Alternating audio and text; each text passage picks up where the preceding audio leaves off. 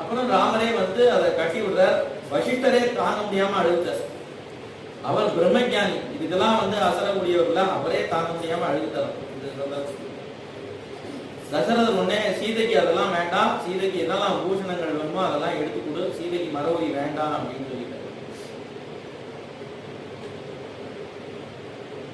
உடனே கௌசல்யா அம்மா சீதையை கூப்பிட்டு சொல்றான், சௌக்கியமா இருக்கிற காலத்துல பர்த்தாவை எல்லாரும் கொண்டாடுவா, ஆனா கஷ்டப்படுற காலத்துல பர்த்தாவை தூஷிப்பா எல்லாரும். நீ அத மாதிரி காட்டுக்கு போனா உமாலதான் இப்படி ஆச்சு அப்படின்னு ராமர் ஒரு வார்த்தை சொல்லாதே, அவன் தாங்கிட மாட்டான், தாங்க மாட்டான், நீ அப்படி பண்ணிடாதே அப்படின்னு கௌசல்யாட்ட சொல்றான். கௌசல்யா சீதையிட்ட சொல்றான்.